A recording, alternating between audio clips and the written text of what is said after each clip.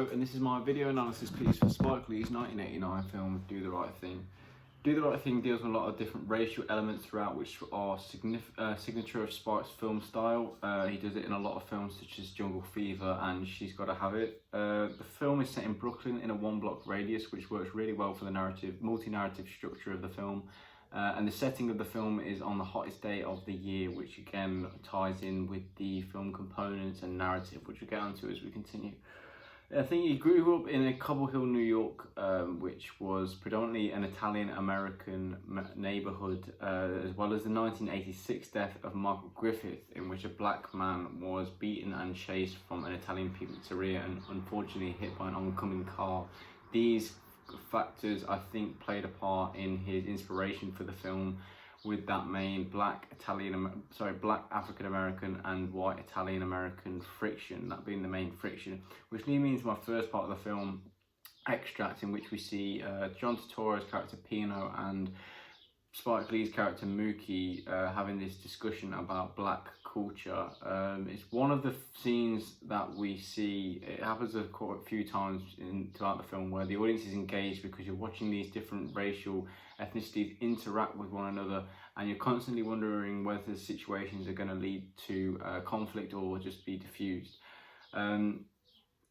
Thomas Doherty, the Film Quarterly critic, explains how he thought the inter-ethnic, interracial animosity of the movie explodes in a montage of face-front slurs that serve as warm-ups for the ultimate bonfire. I think this is very true for this part of the film. When we see Pino's character just mocking the black activist Jesse Jackson, it's genuinely causing Mookie anger. This passive-aggressive character of Mookie, who's genuinely quite laid back, sorry, not passive-aggressive, more passive-aggressive in his language. He's a laid-back protagonist and passive-aggressive in his dialogue with Pino, but you can still see he's touched a nerve and he's angered in the way he says, don't talk about Jesse and that's fucked up. He's genuinely angered, and you see that in that's part of Spike as well, and I think that's why it's so key of his film style to put himself at the forefront of a narrative. He's the main character. I think it allows him to explore a lot more ideas, a lot more head-on, and it works really well in this structure.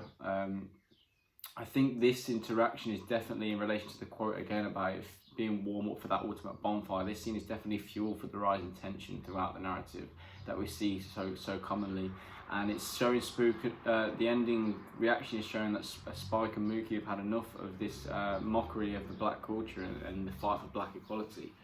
In terms of the composition of the film's emotional and visual communications in combination with this hottest day of the year setting work really well as an analogy for that ticking time bomb idea, that you're constantly waiting for something to go on. You know something's coming, but you can't quite put your finger on what the situation is going to be. I think cinematographer Ernest Dickinson and production designer Wayne Thomas, the trio of them and Spike, work collaboratively really well to emphasize that heat that we see throughout in those scenes so commonly between different film settings and character interactions, where Mookie is going from location to location, those wide angle tracking shots of characters going through of him going through the city, that glistening concrete of the city, everything from the foreground and the background is so specifically put there. Those mise-en-scène with the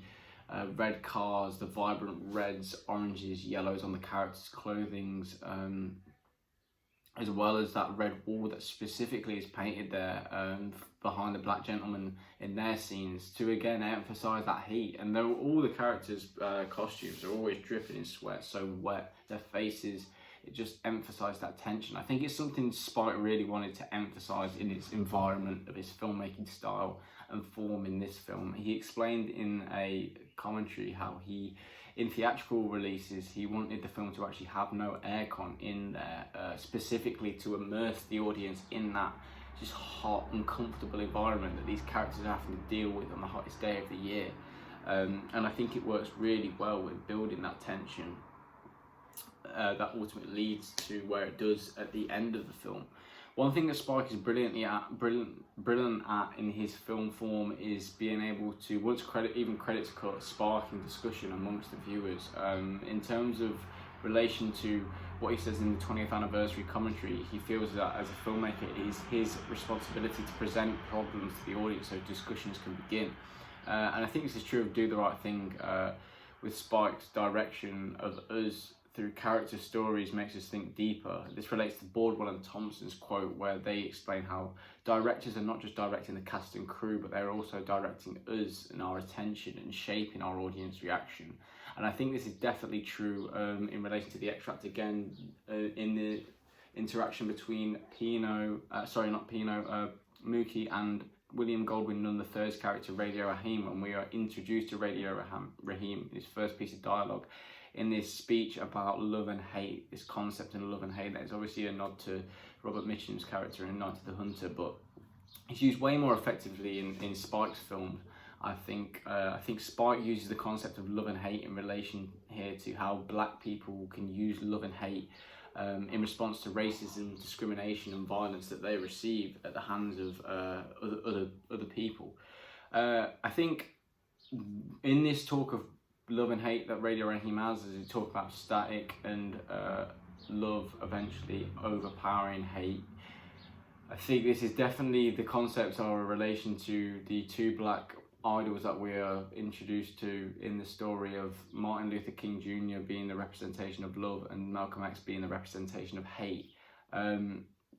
Ultimately, through the exploration of these ideas, Mookie chooses the path of hate. As he throws the bin through the window, he shouts hate, and I think this is him thinking back to this scene and wanting to choose the pathway of love.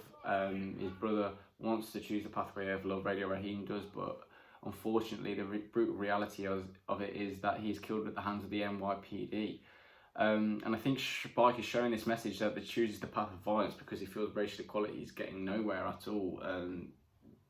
And the film receives criticism for the way it goes, with David Denby labelling the film incoherent and irresponsible, whilst political writer Joe Klein labels the film, says how he's worried that the film would incite actual riots, which I have to completely disagree with. I think that is a incorrect analogy of the film as a whole, and I think the brutality of the film's ending is simply a reflection of these individuals' reality, very much so. In terms of Spike's audio that he uses in the film to construct ideas, to the use of non-diegetic sound in the interaction between Sal and Radio Raheem, it really shows us race, power and dominance in the movie. With Radio Raheem entering Sal played by Danny Aiello, he's got his music playing. The music is so symbolic of Radio Raheem, this Fight the Power song. You're always so invested in what is going on with him and what he's doing. And when he enters the pizzeria and this interaction of tension again, the music's so loud. It's so louder than it's ever really been before. Even when it's being flooded out, to flood out the music of the Puerto Ricans, I think here it's so over the top, if you will. And he's such a symbol for dominance, Radio Raheem. In that scene, again, in relation to the Puerto Rican scene, when he overpowers their music, I think he's a real symbol for black power and rising in order for them to be free and have equality. In this scene, he's dominant again, with those 45-degree angles looking up at him, with those extreme close-ups on his face, with the sweat dripping, and those 45-degree angles that are signature of Spike's film style, again looking down on Sal. He's got mid-shot. I think Sal feels small here. He's belittled. Radio Raheem has all the power, but I think the main message that he's trying to portray is that Sal has, the white man does have the power no matter what. He doesn't turn the music off for anyone unless he wants to, but here he has to get what he wants. He must conform to the white man's wants in order to get what he wants. And this film is repeated in the end, where we see him come in with his music again, wanting something, wanting those black photos on the wall. But this time he refuses to conform to the white man, and I think this is the message that Spike is trying to portray in this scene, with how there's mirroring characteristics in those two scenes, how you can conform to what the white man wants and deal with what you can get out of it, or you can try and fight the power, but ultimately it leads to his death at the hands of the NYPD, unfortunately. I think overall, through these ideas that are explored, ones of language, ones of composition and ones of audio, Spike does a brilliant job of just presenting ideas to a variety of different filmmaking techniques, and keeps us engaged and looking at bigger pictures even when films conclude.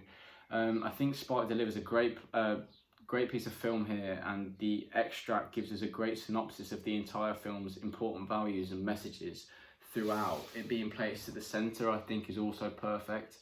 And I honestly think what he does better than anyone else in his film styles, through the ways that we've explored here, is to present us with ideas and us to think of things when we've walked out of the theatre, to encourage us to do the right thing ourselves.